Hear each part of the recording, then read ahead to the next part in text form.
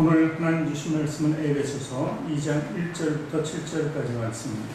에베소서 2장 1절부터 7절까지 말씀.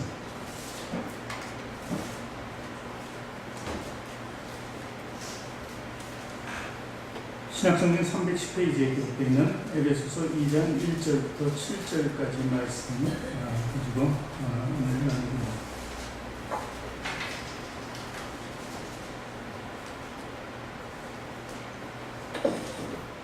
우리 찾으셨으면 한 목소리로 같이 읽습니다. 그는 허물과 죄로 죽었던 너희를 살리셨도다.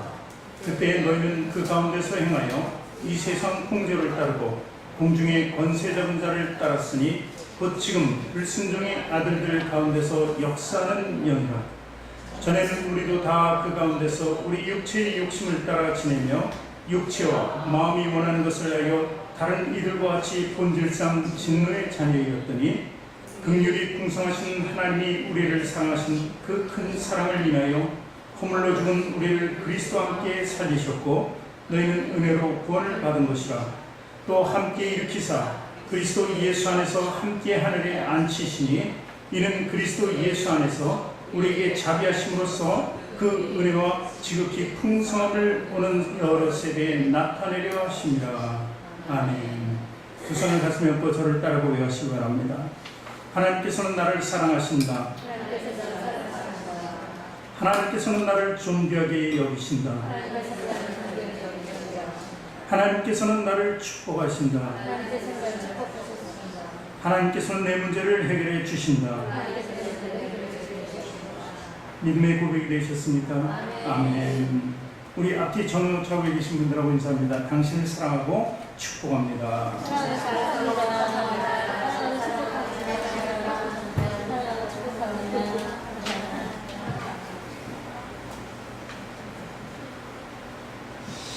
사랑하고 축복한다고 말했어요. 왜 사랑하고 축복해야 될까요? 그만큼 가치가 있기 때문에 위대한 가치가 있어요. 우리가 사랑하고 축복한다. 이 사랑이라는 건 아무나 이렇게 줄 수 없는 큰 은혜입니다. 근데 사랑한다는 것은 정말 내 마음을 거기에 둔다는 뜻이거든요. 내 마음 둔다는 것. 그리고 주님께서 이렇게 말씀하셨어요. 오늘 밭에 나와서 밭에서 일루다가 거기서 희한 금덩어리가 발견했어요. 그랬을 때 어떻게 그 밭이 내 소유가 아니므로 밭을 사야 된다. 내 마음이 거기 있고 그 보화를 사랑합니다. 그렇게 최선을 다해서 내 모든 것을 주고도 바꿀 수 있는 것이 정말 사랑입니다. 그래서 부모와 자식 간의 사랑을 그건 사랑이라고 이야기합니다. 오늘도 그 큰 사랑이 하나님과 우리 관계 속에서 여러분들 사이에 연합한 형제들에게 있기를 주님의 이름으로 축원합니다. 여러분, 생명의 소중함을 아시죠? 우리 생명이 얼마나 가치 있습니까? 성경은 천하보다도 귀한 생명이라고 얘기했어요. 여러분, 한 사람 한 사람 생명이 내 스스로 생각할 때, 나는 누가 세상을 준다 그러면 내 목숨과 바꿀 거야. 그러면서 지금 이 자리에서 천하를 받고 그냥 죽을 사람이 있겠습니까? 없을 거예요. 그만큼 우리는 위대한 가치를 가지고 있는 사람이라는 거예요. 이 삶이 굉장히 소중해요. 살고 있었다, 호흡을 한다, 산다, 이런 말 자체가 우리를 정말 기쁘게 하는 거거든요. 어떻게 보면. 근데 삶에 있어서 너무 어려운 형편들, 이런 것이 닥칠 때마다 참 내가 이렇게 살아야 하나 생각도 합니다. 아이러니한 것이죠. 오늘 많은 사람들이 건강을 잃어갑니다. 왜 건강을 잃어가냐면 죽는 것일까? 우리는 다 죽음을 선고받았기 때문에 그렇습니다. 그래서 많은 사람들이 죽어갑니다. 그래서 병원에도 많은 사람 환자들이 넘치고, 그리고 또 요양원에도 있고, 뭐 이렇게 많은 사람들이 지금 심각하게 병을 앓고 있습니다. 다 죽는다는 뜻이죠. 죽음 앞에 서 있다는 뜻이 되기도 합니다. 그런데 이 사람들의 공통된 점들이 있습니다. 다 좀 더 살고 싶다. 병 고침을 받고 싶다. 이런 것이죠. 그래서 또 하나님 앞에 나와서 정말 믿음으로 고침받는 사람도 있습니다. 의사가 또 고쳐주기도 합니다. 그래봐야 한시적인 것이죠. 하나님이 고치든 누가 고치든 우리 육신이 살아가는 것은 다 한시적이기 때문에 또 자연과 함께 하겠다고 산에 올라가서 병을 고치는 많은 사람들이 있습니다. 그런데 이렇게 고침받은 사람들, 정말 자기 최대의 위기 속에서 그것을 극복하게 된 사람들은 삶이 예전의 삶하고 틀려집니다. 완전히 변화된 삶을 살아요. 건강에 별로 신경 쓰지 않던 사람이 건강을 잃고 나중에 회복하게 되면 이 건강을 위해서 최선을 다해요. 사람이 부지런해요. 예전에 게을렀는데 부지런해요. 자기 몸을 생각지 않았는데 자기 몸만을 생각하게 됩니다. 이것이 바로 어떤 사람의 모습이기도 합니다. 그래서 내 자신의 생명의 소중함을 다 우리는 한 번씩 일깨워간 그 사람들의 말을 들으면서 그래, 나도 저렇게 소중하게 살아야 이렇게 느낄 수 있어야 되는 것입니다. 오늘 말씀 보니까 죄로, 허물과 죄로 시작합니다. 그래서 허물과 죄로 죽었던 하면서 우리가 다 죽을 수밖에 없다. 왜 죽느냐? 그냥 죽는 것이 아니라 육신이 죽되 허물과 죄로 죽으면 영원히 죽는 것을 얘기합니다. 지옥의 형벌을 향해서 가는 것을 얘기하죠. 그래서 너희를 살리셨도다 하는 것은 그 길로 행하지 않고 다른 길로 행하는데 그것은 하나님 나라에 들어갈 수 있는 길을 열어주셨다는 것입니다. 그러면서 그 죄가 무엇인지를 열거해주고 있고 또 그렇다면 이 죄를 벗어날 수 있는 이 허물을 벗을 수 있는 방법은 무엇인가 하는 것을 또 오늘 나타내주고 있습니다. 바로 그리스도를 통해서 가능하다는 이야기죠. 그리고 이렇게 그리스도를 통해서 변화받은 사람 그 모습과 또 그들의 삶에 대해서 이렇게 총망라해서 여러 가지 단계로 오늘 보여주고 있는 것을 알 수 있습니다. 성경에 요한복음 5장 17절에는 이렇게 기록되어 있습니다. 예수께서 그들에게 이르시되 내 아버지께서 이제까지 일하시니 나도 일한다 하시매 이 말씀이 기록되어 있습니다. 이 말씀은 오늘 중심이 되는 이야기예요. 예수님께서 일하고 계시다는 거예요. 허물과 죄로 죽었던 우리를 위해서 일하시고 그래서 우리의 새로운 변화를 할 수 있도록 만들어 주셨다는 것이죠. 그래서 하나님께서는 분명한 대상을 정하고 있는 것이 바로 오늘의 말씀이에요. 그것은 바로 저와 여러분 모두를 포함한 모든 인류를. 그래서 아버지께서 일하시고 그리고 나도 일한다는 이 표현 속에는 주님이 그동안에 요한복음 5장 이때까지 하신 공생의 사역의 일부가 나타납니다. 그러니까 병고침 이런 것들을 통해서 기사와 이적들을 많이 나타내셨어요. 그것을 보면서 아버지께서 일하시는 것을 내가 일한다. 그러니까 그런 모든 일들이 주님께 하나님께서 하실 수 있는 일인데 나를 통해서 일하신다. 그러니까 함께 일한다는 표현이 되는 것입니다. 심지어 안식일까지도 일하신다. 이렇게 해서 당시 율법사들 그리고 바리새인과 서기관들에게 정말 안타까운 어려운 환경에 있는 사람들을 안식이라고 해서 외면해서는 되지 않고 오히려 안식일날 선행을 하는 것이 마땅하다는 것을 표현해 주시기도 하셨습니다. 그러니 우리가 변화된 삶을 추구할 수 있는 것은 하나님 뜻에 따라 그리스도께서 이 땅에 오셔서 했다는 결론적인 이야기가 되는 것입니다. 어쨌든 이렇게 한 가지 단계적으로 보면은 첫 번째, 우리 모든 인간의 모습들은 과연 어떤 모습이었나 것을 1절 말씀에서 보여주고 있죠. 1절 같이 다시 읽습니다. 그는 허물과 죄로 죽었던 너희를 살리셨다. 그러니까 우리는 어떤 사람이었습니까? 허물과 죄 안에 있었다는 거예요. 그래서 그런 사람들은 다 죽은 사람이다. 산 사람이지만 죽은 사람이다 하는 것을 이야기해요. 예수님 만나기 전에 모습들은 다 허물과 죄로 죽었던 모습. 그러나 이제 우리는 변화된 모습으로 이 자리에 있습니다. 주님을 만나고 허물과 죄를 주님께서 다 도맡아 주시고 우리는 이제 의로운 사람으로 거룩함으로 주님께 나갈 수 있는 하나님께로 나갈 수 있는 길을 열고 나갈 수 있게 된 것입니다. 우리에게는 허물이 많습니다. 살다 보면 정말 내 허물을 내 스스로 너무너무 발견하게 되죠. 그리고 또 나뿐만이 아닙니다. 나하고 같이 사는 사람 그리고 주위에 있는 사람도 허물을 보게 돼요. 이게 처음에는 허물이 없을 것 같아서 사실 남녀관계가 결혼해. 그러니까 허물이 조금 있어도 저 정도는 내가 아느니 다 품으면서 살 수 있을 거야 이렇게 합니다. 가장 가까운 부부관계가 그런데 가장 많은 시간을 같이 하면서 그 허물이 이제 실제적인 허물로 변하게 되죠. 사랑이 식어가니까 그것은 허물이 덮어진 게 벗겨져서 허물이 나타나고 부각되고 아인이 본이 보이지 않는 것까지 그냥 나오는데 너무도 많은 거예요. 그러니까 부부관계가 신뢰가 끊어지고 사실 그래서 이혼까지 하게 되는 결과가 많이 있습니다. 덮어주지 못한다는 것이죠. 자녀와의 관계에서도 그렇습니다. 그리고 우리 친척들과 이웃들의 관계에서도 가까이 있으면 있을수록 더 좋고 더 사랑해야 되는데 더 많은 시간을 가질수록 좋았던 사람도 허물이 보이고 관계도 끊어지게 되고 원수가 되기까지도 한다는 것입니다. 이것은 우리 인간의 한계점이에요. 허물을 덮을 수 있는 것이 어느 정도까지밖에 되지 않는다는 것입니다. 완벽하게 내 끝까지 결혼해서 저 사람의 허물을 내가 덮어줄 것이라고 할 수 있는 사람이 누가 있겠냐 말이죠. 일단이 없다는 것입니다. 자식과 부모의 관계에서도 그게 원만해질 수는 있는데 사실 끝까지 가기가 너무 힘들어요. 부모 입장에서는 다 끝까지 가고 싶은데 자식이 또 그렇게 보지는 않는다는 거죠. 이런 삶을 살아가는 것이 우리의 모습입니다.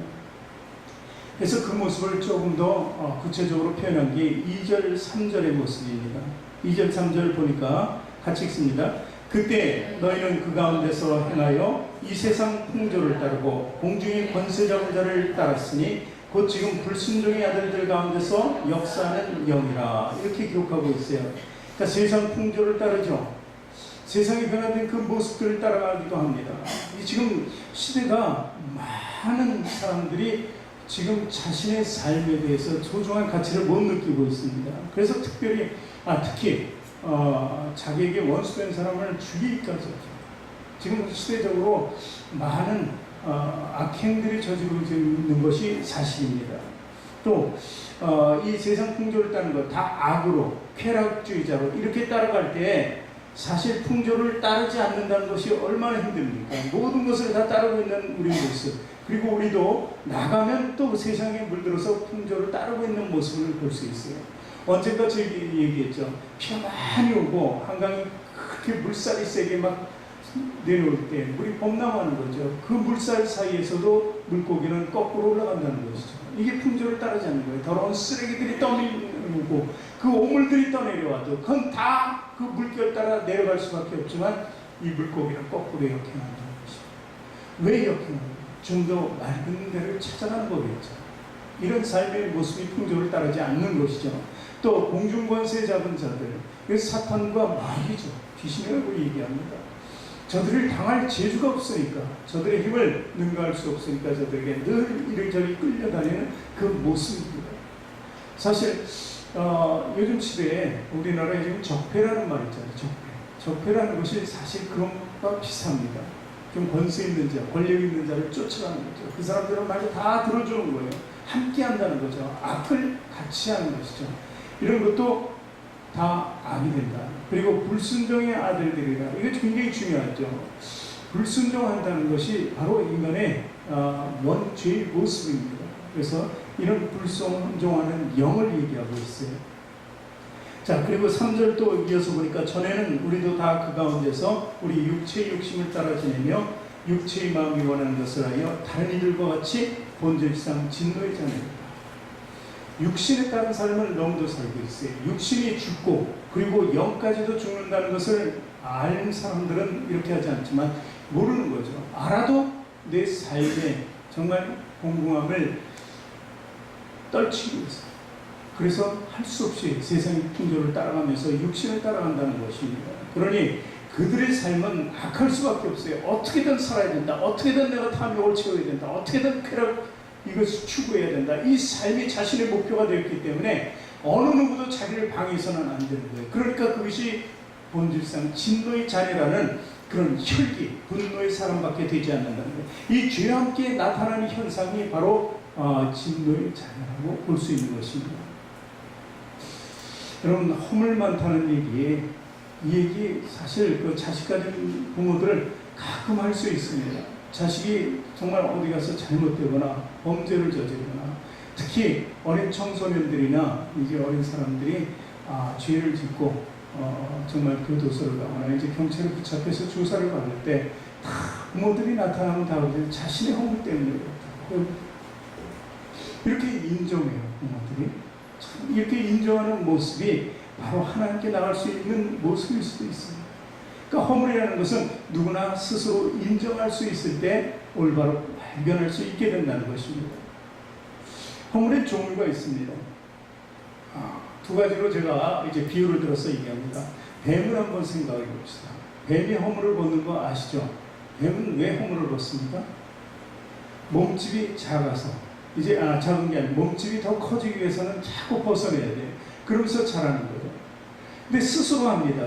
누가 시켜서 하는 게 아니고 스스로 하는 거예요. 그래서 이 죄는 뱀과 같이 내가 스스로 허물을 벗어내려고 하면 죄만 커집니다. 절대로 그 허물이 없어질 수가 없는 거예요.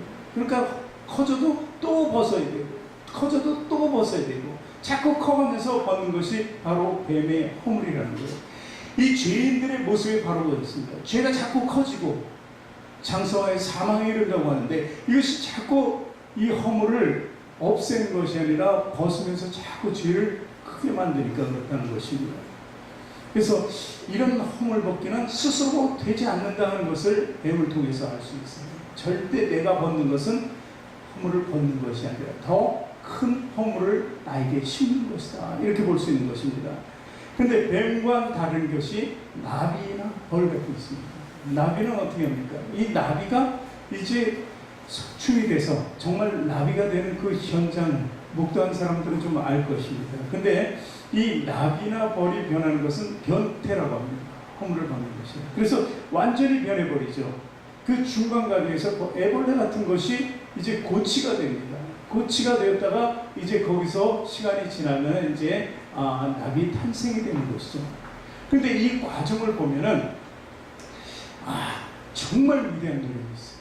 그 고치 안에서도 가만히 있다가 갑자기 날개가 생기는 것이 아니에요. 분주히 거기서도 움직이는 거예요.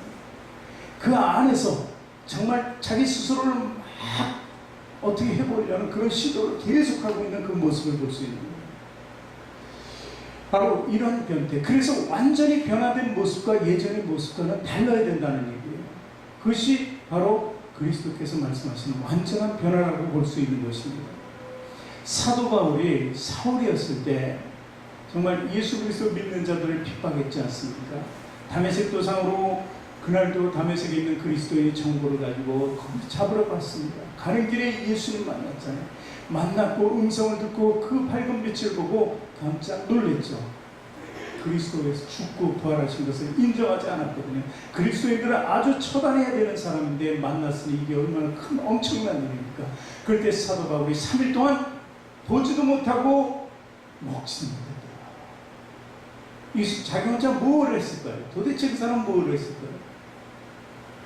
잘못 알았던, 율법만 알고, 그리고 자기 주관대로 살았던 그 모든 것이 잘못되었다는 것을 알았습니다. 그 사흘 동안 완전히 뒤집어지는 겁니다. 그 몸에 육신에 있는 것과 속에 있는 것들이 영혼, 육이 다 뒤집어지는 거예요. 그러니까 눈도 안 보인 거죠. 먹을 수도 없었던 거죠. 이게 육신의 고통이지만 그렇게 되기까지는 마음과 영적인 고통은 얼마나 컸겠습니까? 그것이 바로 변태라는 것입니다. 완전히 변해진 거예요. 하나의 애보며 같이 정말 싱그럽게 생긴 것이 정말 아름다운 나비로 변해서 사람들의 마음을 즐겁게 하는 것처럼 사도 바울 역시 정말 모든 사람들이 저 그리스도인들을 잡는 사람 아니냐, 막 손가락질하면 피하고 저를 죽이려고까지 했어요. 그런데 완전히 변화하니까 어떻게 정말 사도 중에 사도가 되었다는 것입니다. 이것이 그리스도께서 우리에게 요구하는 변화라는 것입니다. 그래서 허물을 얻는다 하는 것은 원래 잘못된 인간의 모습, 지금 2절, 3절의 모습을 변화시키는 모습이 바로 허물을 벗는 것이라는 것입니다. 자, 우리는요, 이제 변화된 모습, 그 모습으로 살아가는 그 삶의 변화를 일으켜야 되는데, 이것이 바로 두 번째로 나타나는 그리스도께서 하시는 거예요. 실상은 우리가 하는 일 같이 우리가 노력하고 하나님께로 더 가까이 가고 회개하고 막 통곡하면서 기도하고 그런 것이 내가 하는 일 같지만, 내가 한다고 생각했을 때 마치 뱀이 하는 일과 같다는 것입니다. 내가 하는 것이 아니라 그리스도께서 하신 일이에요. 왜 그렇게 변할 수 있도록 하셨나? 그 기회를 주신 것은 무슨 이유 때문이냐는 것이죠. 이것이 바로 두 번째 얘기예요. 허물을 품으신 주님. 우리의 허물을 다 주님께서 품어준 거예요. 우리의 시도로는 절대 되지 않습니다. 그렇기 때문에 바로 허물을 품으시는 주님 앞에 나가는 것이 바로 그 완전한 변화에 이룰 수 있는 길이라는 겁니다. 어느 화가가 어떤 왕의 추상화를 그리려고 합니다. 그 명령을 받았어요. 그 추상화를 그리려면 정말 실물보다 더 잘생기게 그려야 돼요. 더 그럼 있게 그려야 돼요. 위험 있고 정말 왕의 모습을, 그렇다고 해서 완전히 다르면 안 되고 그 모습을 어떻게든 조명하는 그 모습을 그려야 되는 거예요. 그런데 이 화가가 딱 왕의 모습을 보더니 큰 고민이 생겼어요.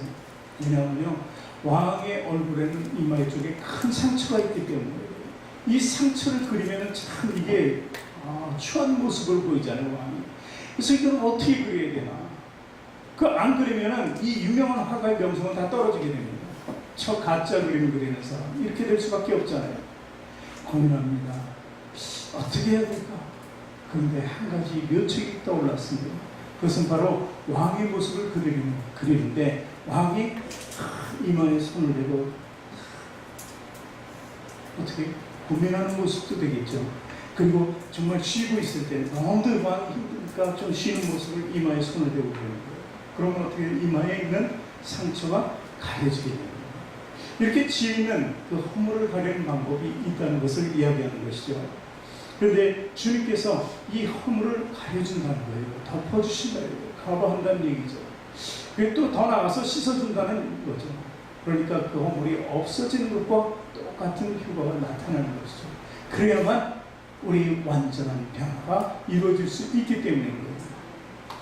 자, 우리 말씀 한 군데 봅니다. 레위기 5장 4절에서부터 6절에 보면은 우리 죄와 허물이 없어질 수 있는 방법을 구약에 하나님께서 구약에 출애굽한 백성들에게 가르쳐줬어요.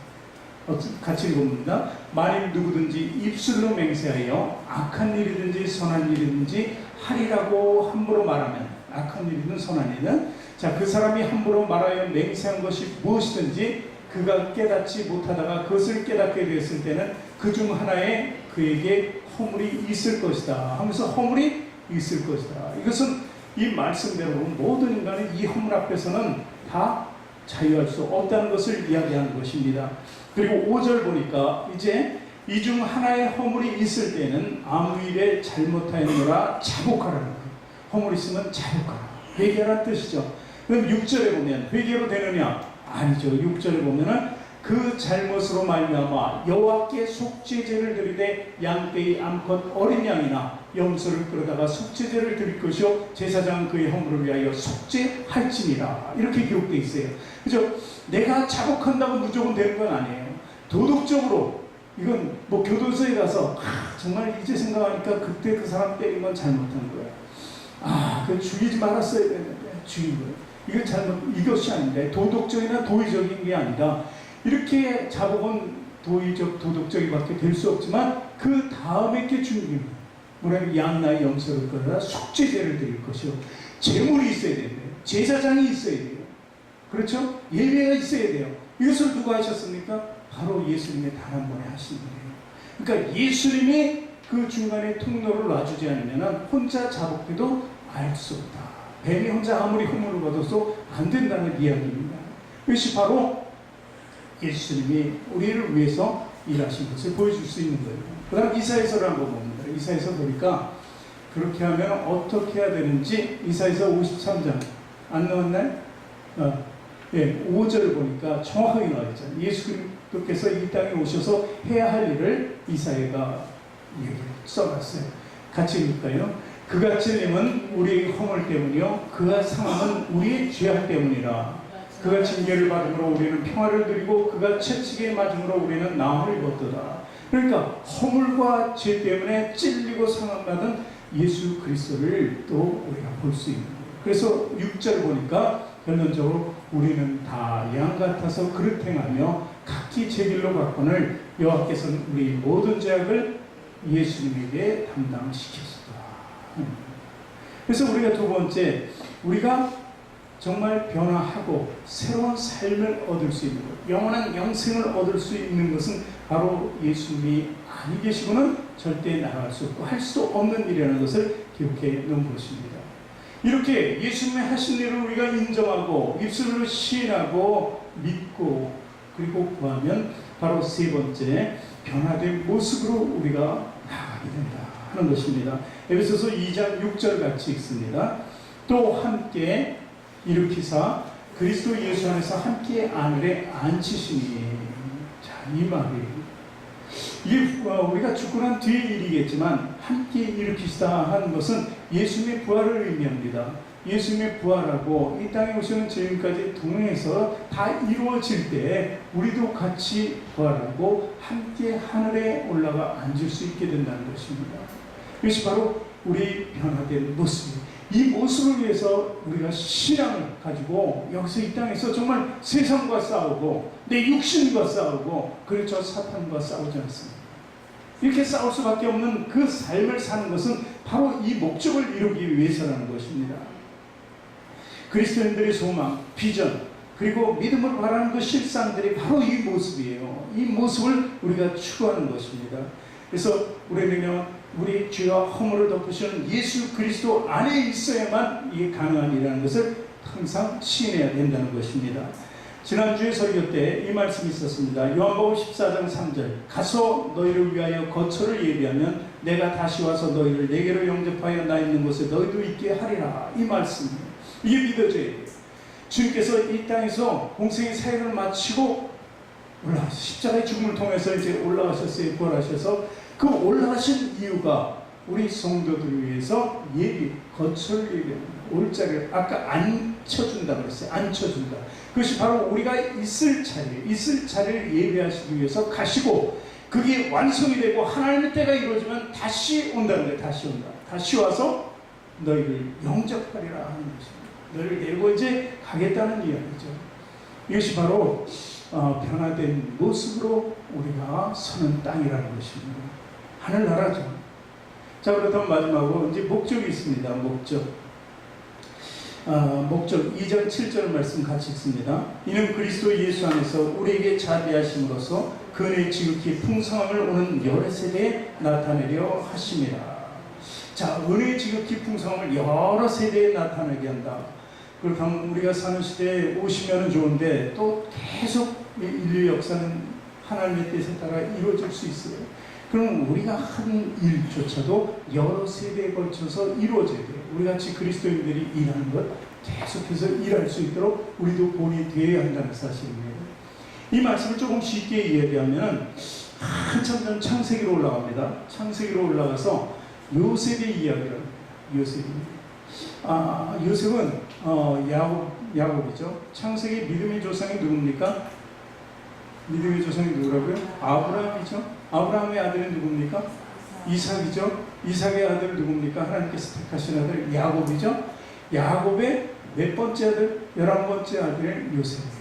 굉장히 사랑이 있어요. 그리고 야곱이 아내가 넷이 있었는데 제 첫사랑이 있어요. 그 첫사랑이 이제 첫 번째 아내로 되지는 않았지만 그 아내를 너무 사랑했기 때문에 자기 헌신을 할 수 있었어요. 그 땅에서 삼촌집에서 무려 20년 동안을 아주 일할 수 있었던 건 그 첫사랑 때문에 그랬어요, 사실. 근데 그 첫사랑이 아이를 계속 못 낳았어요. 두 번째, 세 번째, 네 번째 부인은 아이를 낳았는데, 근데 11번째 요셉을 낳았어요. 아주 늙음하게, 이제 거의 늙음하게라고 할 수는 없지만, 그때 얼마나 그 사랑하는 여인에게서 낳은 아들이 얼마나 기쁘겠어요. 얼마나 기쁘겠어요. 그 후로 또 빨리 태어나진 않았으니 이 11번째 요셉은 정말 사랑을 받으면서 태어났습니다. 그 시대에 다 남루한 옷을 입을 수밖에 없잖아요. 아이들이 그렇게 많은데 다 새 옷 입을 수 있습니까? 그런데 거의 새 옷을 입다시피 했다 그래요. 색동옷을 입었다 그러니까 이렇게 구별되게 자란 요셉. 그 요셉은요 정말 사랑밖에 몰랐죠. 그리고 11번째인데 정말 배다른 형들이 쭉 10명이 있을 때 11명이 아버지만 없으면 얼마나 힘들었겠어요. 그죠? 그런데 정말 힘든 것이 나타납니다. 자기가 꿈꾼 것을 형제들이 아버지 어머니를 통해서 다 모든 사람이 나에게 절할 것이다 하는 꿈 이야기를 들려줌으로 해서 그러지 않아도 시기하던 형들에게 이제 버림을 받게 돼요. 그래서 죽이려고 못 했는데 이제 노예로 팔리죠. 이 정도는 다 아시죠? 그래서 노예로 팔려서 이제 보디발 장군이라는 집에 들어가서 정말 일을 너무 하나님의 은혜 가운데 잘했어요. 그 사람들이 하나님을 볼 수 있도록 일했으니까. 그랬는데 또 보디발 장군의 아내에게 의해서 이제 억울한 누명을 쓰고 죄인이 됩니다. 노예에서 죄수로 끌려갔습니다. 그러나 하나님께서 그에게 꿈을 주시고, 그에게 꿈을 주신 것처럼 또 한 바로 왕에게 꿈을 주셨어요. 그래서 그 꿈을 결국 풀게 되는 요셉, 그리고 총리가 되죠. 총리가 된 뒤에, 그리고 자기 형제들이 살고 있는, 야곱과 함께 살고 있는 그 땅, 자기는 애굽으로 팔려왔으니까 그 땅이 기근이 들었습니다. 그래서 식량을 사러 깨우죠, 형제들이. 그럴 때 요셉은 자기를 감춥니다. 감추고 이제 여러 가지 묘책을 쓰죠. 그래서 나중에 베냐민, 자기 하나밖에 없는 같은 배에서 나온 동생, 그 동생은요, 어머니 낳다가 산산했는지 어머니도 잘 모르고 자란 동생이 베냐민, 그 동생을 보고 싶어서 동생을 불러들이고 마침내 이제 그 형제들에게 자기가 요셉임을 밝히게 됩니다. 그러면 요셉과 그 열 형제의 관계는 어떤 관계입니까? 그냥 상식적으로 원수죠, 원수. 나를 죽이려 했다가 애굽을 노예로 팔아버렸으니까. 그래서 정말 엄청난 고통 중에 살았던, 정말 이를 갈아도 이거 다 빠질 정도로 갈았을 것 같아요. 그죠? 그런데도 그들에게 어떻게 얘기합니까? 에베소서 2장, 창세기 45장 5절 말씀입니다. 같이 읽습니다. 당신들이 나를 이곳에 팔았다고 해서 근심하지 마소서, 한탄하지 마소서. 하나님이 생명을 구원하시려고 나를 당신들보다 먼저 보내셨나이다. 애굽의 총리가 됐을 때 가장 큰 문제는 식량입니다. 7배 풍년, 7배 흉년이었거든요. 그래서 7배 풍년은 좋은 거지만 흉년을 어떻게 감당할까 하는 그 책략을 아주 정확하게 알고 있었던 사람이 요셉이. 그래서 총리가 됐고, 그러니까 곡식은 남아돌았죠.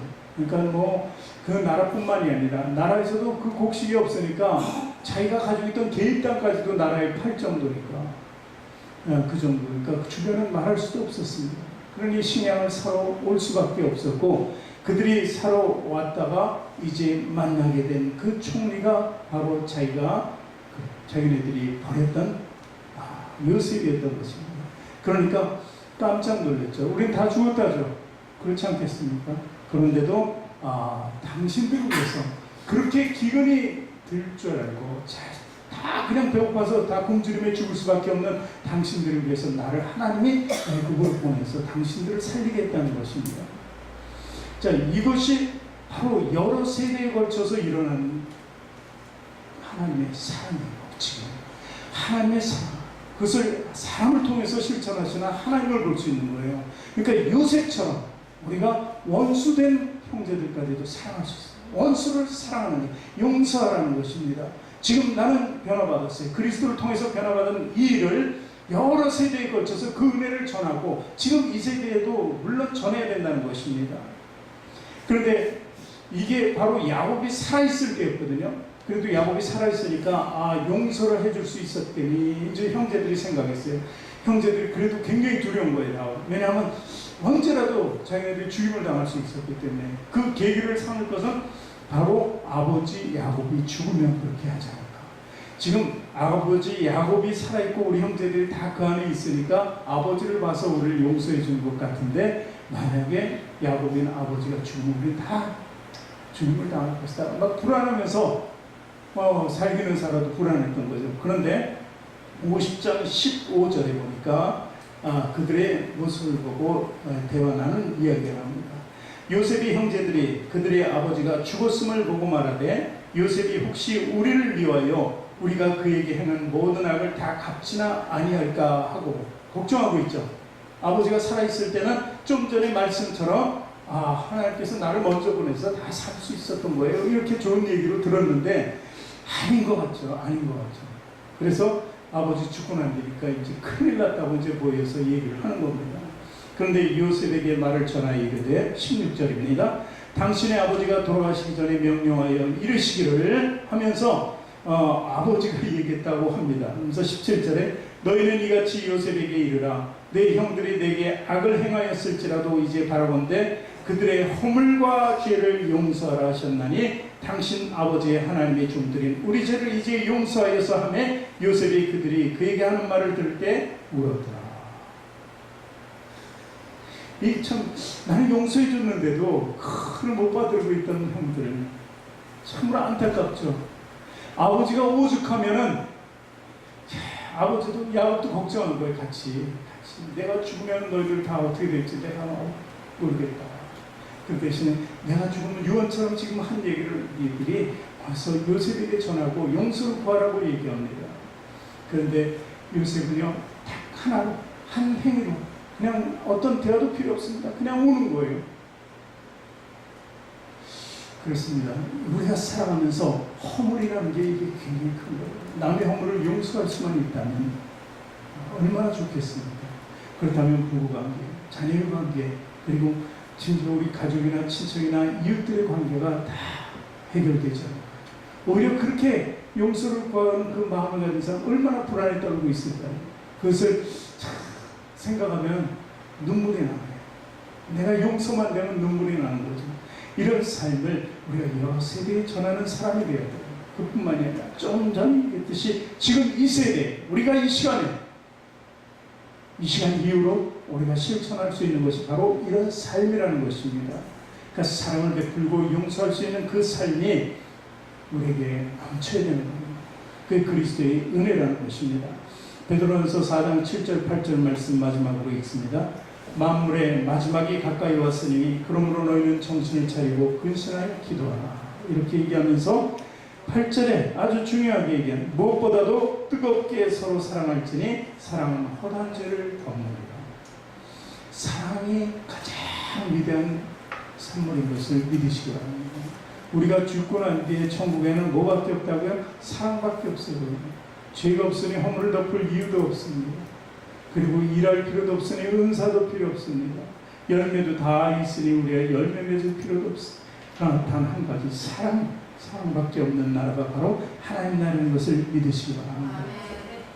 여러분 출애굽했습니다. 이스라엘 백성들이 200만 명이나 되는 사람들이 출애굽했어요. 정말 노예로 종으로 살다가 출애굽했어요. 자유를 얻었어요. 이것이 축복인가요? 그리고 광야에서도 정말 먹을 것 입을 것 줄이지 않고 정말 잘 살았습니다. 어쨌든 이 사는 것이 축복입니까? 그리고 광야에서 애굽에서 나온 것이 목적, 그리고 광야 생활하는 것이 목적이 아니라 우리의 목적은 어디 있습니까? 그들의 목적은 가나안에 있다는 거예요. 가나안의 목적을 두는 것은 그 당시 가나안 앞에까지 섰을 때 우리의 허물과 죄가 없어야 된다는 거예요. 그 앞에 섰을 때 우리는 정말 의로 거룩함을 입은 사람이 되어야 한다는 것입니다. 그리고 그때까지 순종도 같이 가야죠. 가나안 앞에서 불순종했던 사람들은 다 가나안을 보지도 못하고 죽었습니다. 그러나 가나안 앞에서 순종했던 두 사람, 여호수아와 갈렙이라는 이 두 사람은 들어갈 수 있었던 거예요. 가나안. 그래서 우리 사람과 순종의 삶을 하나님께 드려야 합니다. 이 삶을 추구하는 저와 여러분이 되시길 주님의 이름으로 축원합니다.